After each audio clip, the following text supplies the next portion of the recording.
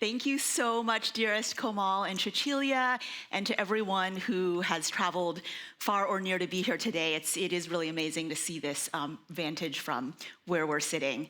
So I will just start maybe a little bit even more broadly. We are sitting with two of the foremost artists working at the forefront of culture and technology. And I wanted to just start with a little backstory, which is when I think about the relationship between art and technology, it is really one that is very rare. Usually, technology does not care about art. So maybe in the Industrial Revolution, there was the birth of cinema and photography. Fast forward to the 1960s, there's a moment when artists and technologists actually do collaborate and converge. And then again now, we're in a very extraordinary time where technology, for better and for worse, has trained its sights on the visual, on the audiovisual, on the media and cultural spheres.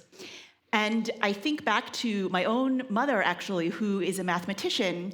And from about 1960 to 1963, she actually worked as a programmer, coding Fortran, for those of you who might remember that, at IBM on Madison Avenue. Maybe I never told you this story. So yes, okay, Anicka's mind's already blown and we haven't even started talking. But she was working at IBM at a time where on Madison Avenue, the mainframe computers were in the store windows as if they were huge sort of attractions or displays. And she always said at the time that she felt like she herself was almost a part of the decor, and yet at the same time, she was at the forefront of this programming revolution. And around the same time, in 1960, artists and people in general were confronting a lot of the same questions that we're confronting now. They felt like technological systems had run amok, had left humans of all genders behind, and that we were facing questions of systems that seemed so dominant and yet so out of control, whether the military-industrial complex, the ecological situation, or, of course, the question of automation and labor.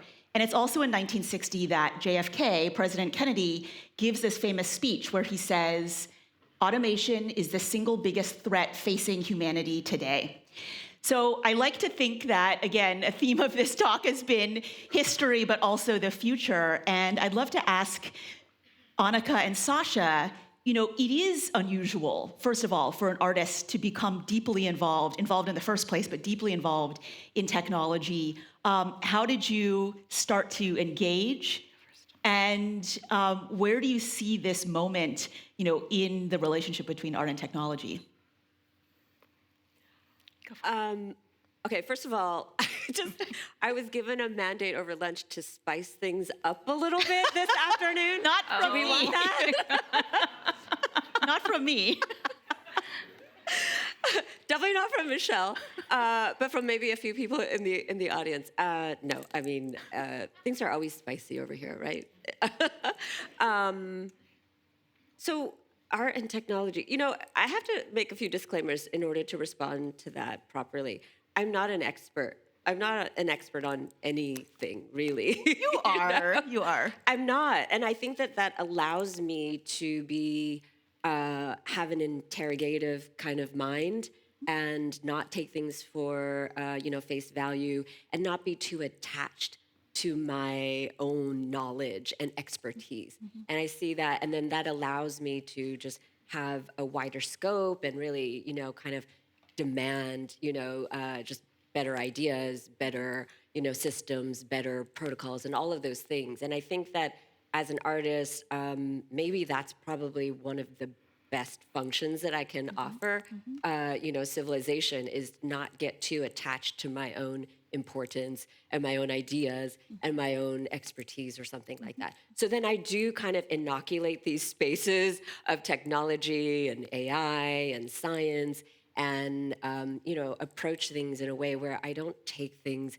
at, like just because the experts say this, means that, and this is our most enduring theory. And so, art is a really, really important space to ask the right questions. And I feel like that's what I do. when I go into these spaces of technology. And so, yeah, I mean, I think like, and that in and of itself is a lifelong, sort of process to not get mystified by my own kind of thinking, my own practice, and thinking that, oh, this is always going to be the right way, because we're constantly just chiseling and chiseling away at some kind of truer nature of reality.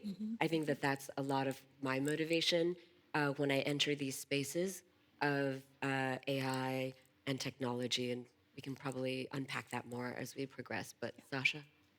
Yeah. Well, one of the reasons I was so looking forward to being here and being in conversation is because I think we all felt very much aligned with this idea that art has a lot to do with science and technology, even if that's not always, thought to be the case. And that certainly is the case for me. And I'll take that even one step further to say that not only am I an artist that integrates technology into my work, but I'm a poet who integrates technology into my work. And I've been doing that for a very long time, but I've encountered a lot of resistance to that, I think, because there is this idea that poetry is quintessentially human, that it is this very sort of pure distillation of what it means to be human. And so I've had to spend a lot of time over the course of my practice really thinking about, why am I drawn to this intersection? Why am I really interested in how art and science and technology and poetry and AI, how all these things come together? And I think a lot of it goes back to my parents on the one hand. I'm the daughter of science documentary filmmakers who did a lot of work, with Carl Sagan back in the day, thinking about, the cosmos, the big questions, why are we here? What is the purpose of life? Like the big questions were really kind of when I was younger. Sentient beings are, yeah. But I kind of grew up in that environment and really just thinking about the poetics of science. And I remember, things like my dad taking me to chase Halley's Comet when I was little, and just sitting and, staring up at the sky and just thinking like, I just want to sit with this kind of curiosity and wonder forever. And that's taken lots of different forms over time. And that sort of interlinks with the other piece of this, which is that, like so many of us, I really kind of grew up alongside the technologies that we're really, reckoning with and grappling with now. I mean, I grew up right into the rise of the personal computing revolution. I remember starting to use AOL Messenger when I was in high school. I vividly remember, my first laptop. I remember going to grad school overseas in England and the very strange feeling of typing out instant messages that I was sending to my friends back home. And just all of that was so new and so novel that I couldn't help but really just sit there and like find myself wondering, like, what is my connection to these technologies? What does it mean that I'm able to be on another continent and still sort of touch my family and friends through these cables that are running under the ocean? And I just thought that that was so strange and so beautiful and so sort of mystical, and I wanted to just think about it. And so it became, for me, a really sort of dear and deep and profound topic. And I've been writing about technology for now many, many, many years, and exploring technology in many different ways and writing poems, not just about technology, but using technology to actually create poetry, using software, using intelligent systems, using all sorts of different multimodal approaches to really sort of think about how the history of technology is actually a history of language and expression and creativity. And we sort of want to divorce the two and say technology is this and creativity and imagination is that. But what it comes back to for me is this idea that we create technologies because we have this deep-seated human impulse to say something about our inner lives.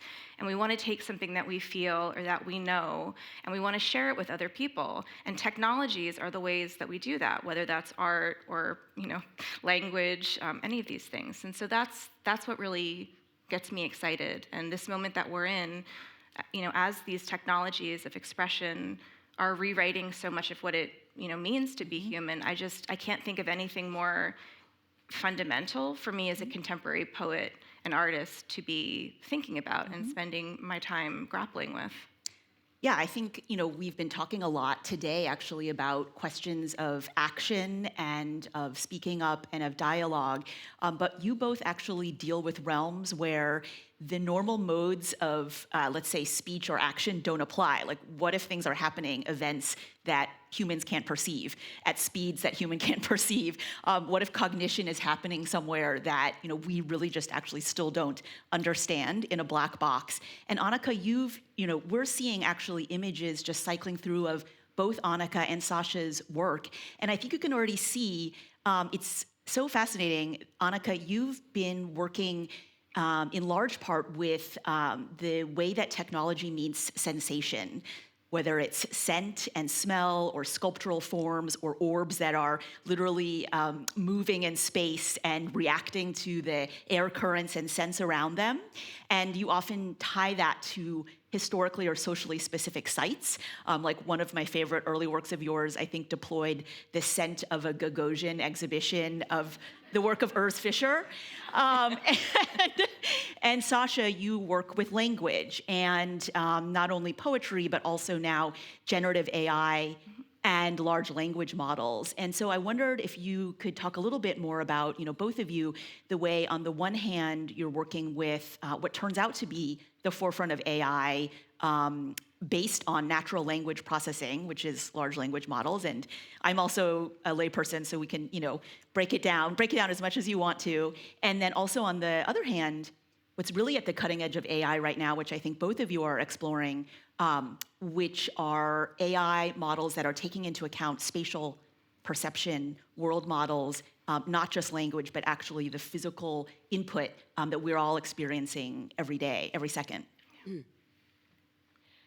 So, thank you for that question. Maybe this is the spicy part of the conversation. I want to make a kind of distinctive counterpoint to Sasha's, sort of statement about, what it means to be human and the large language models. And I agree to a large extent that these LLMs and, is very tied to the human. And that's part of why I think I have some kind of discomfort with that, because when I think about existence, like human language doesn't even factor in the top 5 for me. But also, in my work, and as Michelle pointed out, like I tend to decenter the human quite a bit, and I try to kind of offer a counter narrative to the human exceptionalism of us.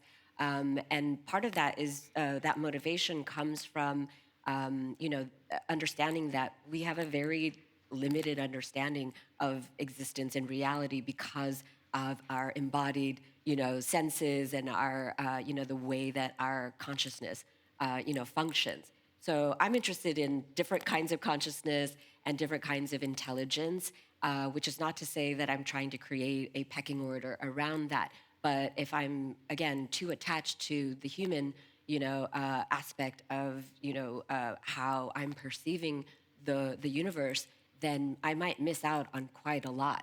And I do think that that doesn't imply that abandoning this form, the sort of like the biological, the anatomical, because as Michelle pointed out, yes, I do tend to explore works through, olfaction and, work that you have to metabolize.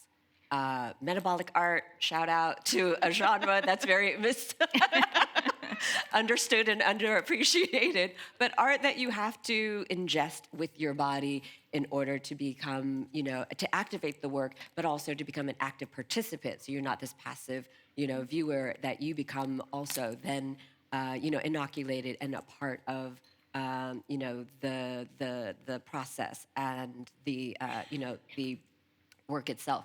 But so what does it mean to be in this body? What does it mean? And then how do we move past those ripples of our own cognition? So a lot of this is really like my interest in, AI is really trying to get past cognition.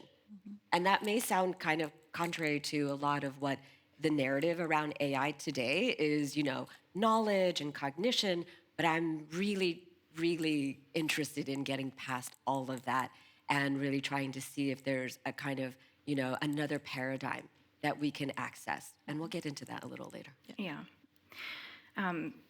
Well, if a conversation about AI can't be spicy, then I'm not sure why we would want to have a conversation.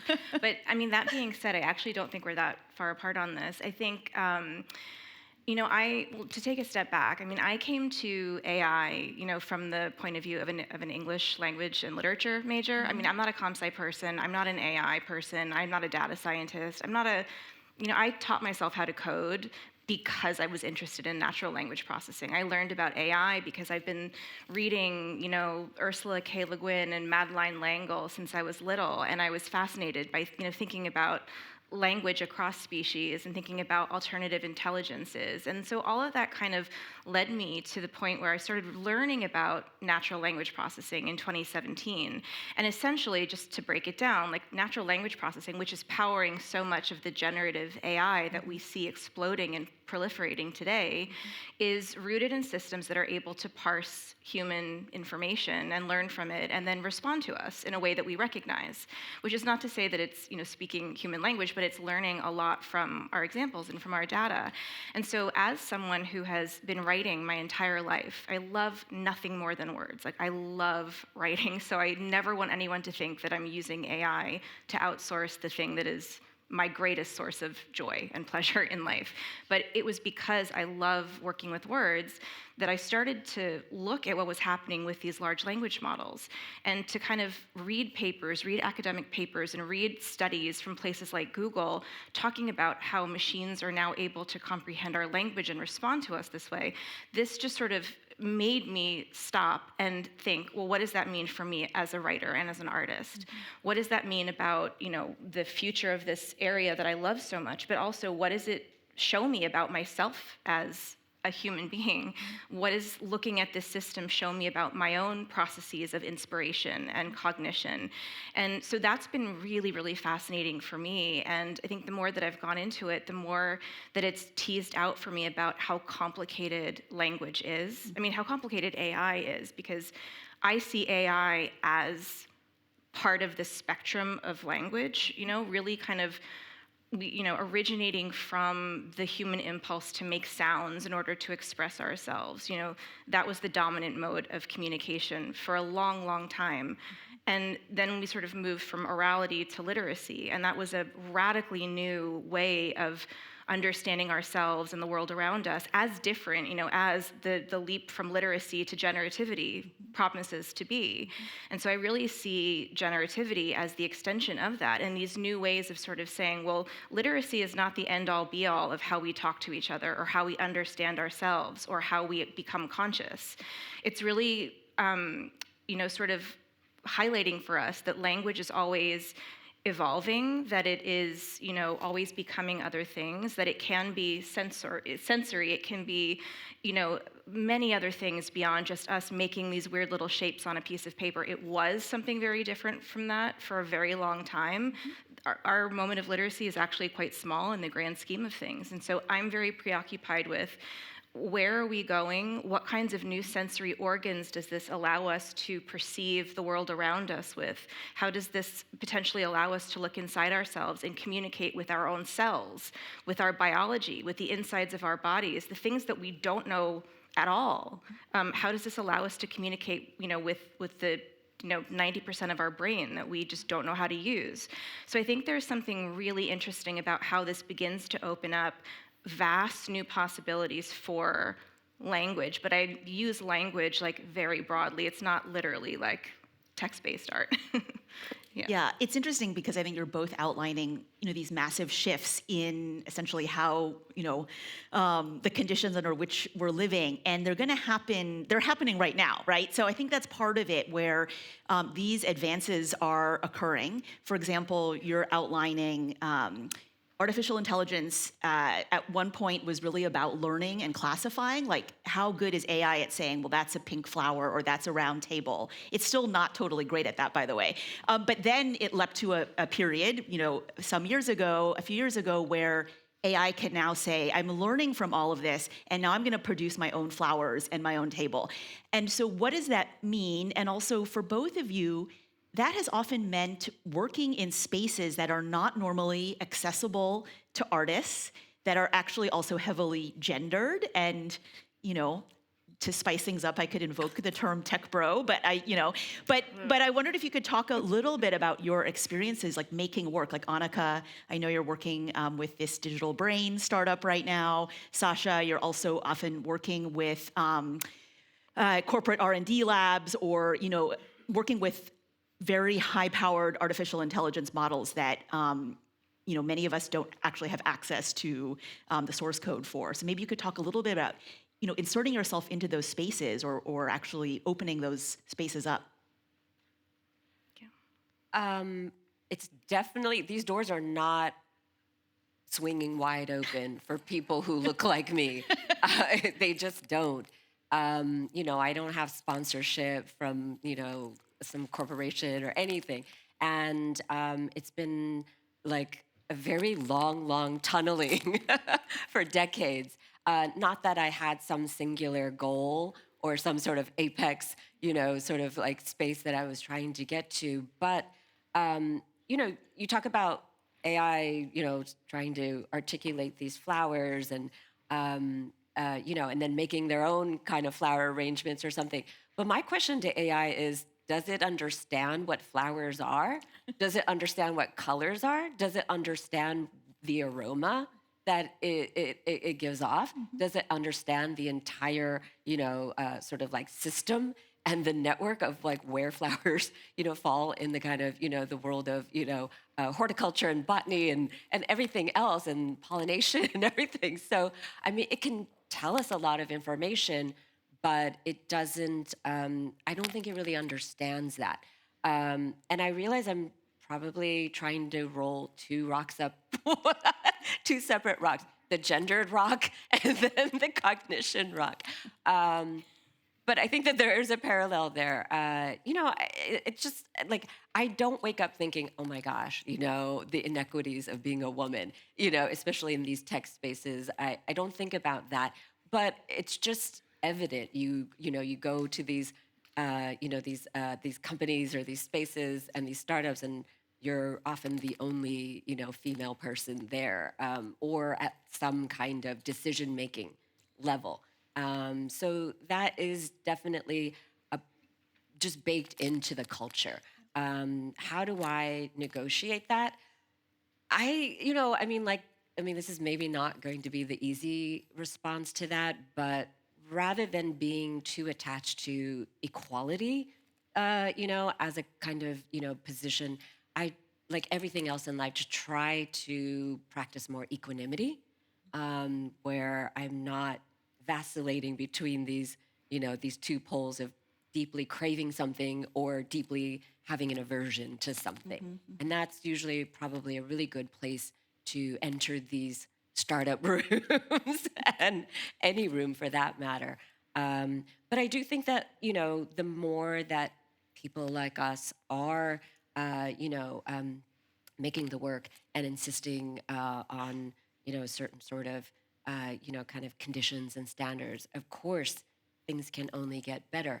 However, I do think that, it can be this incremental gain. And then you think about like, okay, is that what the goal is? Or like, how can we take a leap, right? It's always somewhat like a kind of a negotiation. It's never just one path, one pace, one cadence, right?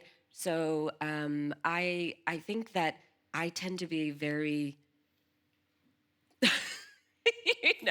I tend to, be omnidirectional and tentacular.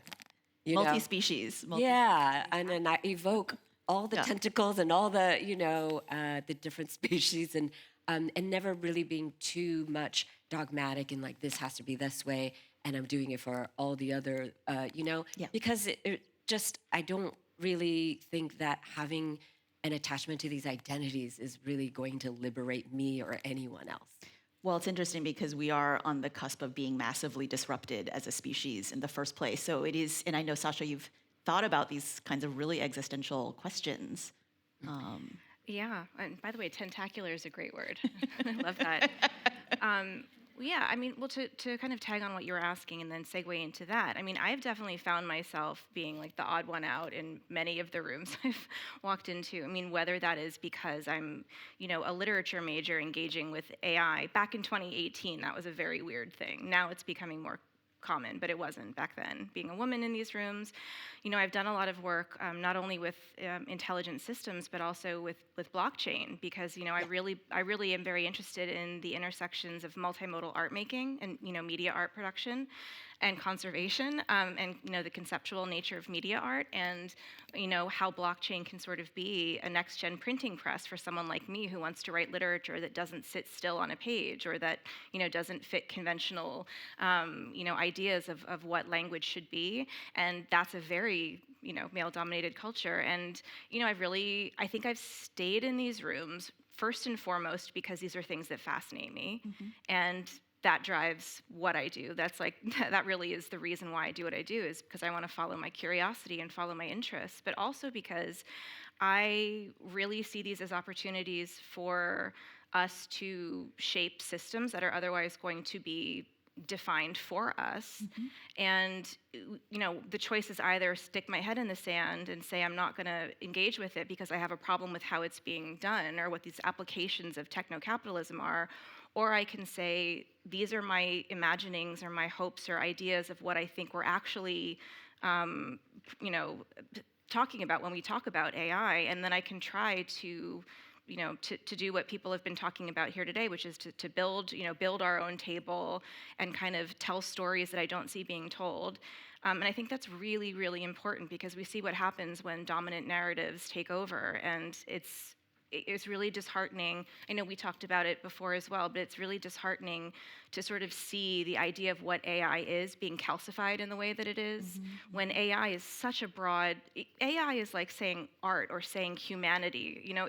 It's not like some discrete thing. And to sort of equate it with ChatGPT is ridiculous.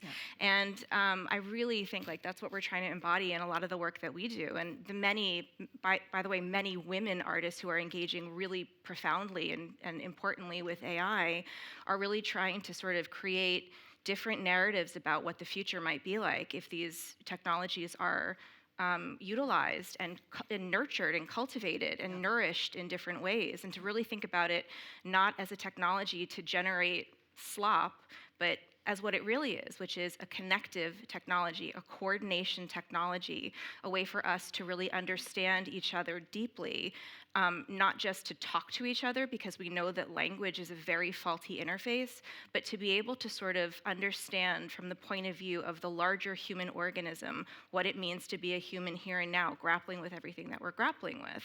And I think like that to me is a very sort of worthy reason to stick it out in places that are hostile, or to deal with people saying you shouldn't do this because X, Y, and Z. So Can I add something to that? I mean, I think that's really great. And Sasha and Michelle and I, we had a prelim wow like like last week about some of these ideas. But I think it's also like I think about time, because so much of our relationship to AI is really like the collapse of time, the extraction of time, and everything's supposed to be more convenient, and yet we don't have any more time.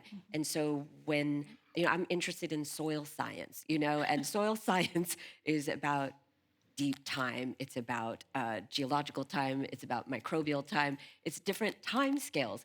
And I think about like matriarchal time versus patriarchal time in these spaces of technology. And I think so much of our anxiety around technology is that, we really started to gain consciousness around, like these advanced technologies around the industrial age, and it's so tied to capitalist time and that extraction, like bigger, better, faster. And then it gives us so much anxiety. And how can we shift those time scales into something that's more female time versus like male time or something, and just kind of, to invoke Yu Kui's, like, we need better techno-diversity, that there are different modes and ways of relating to technology. It isn't this monolith. Yeah. And we really need to change that. Yeah, and I think I can't think of a better argument for artists to actually change the given systems and not just take them as they are, but imagine actually a different set of worlds. And with that, unfortunately, we are out of time. So thank you so much. Thank you.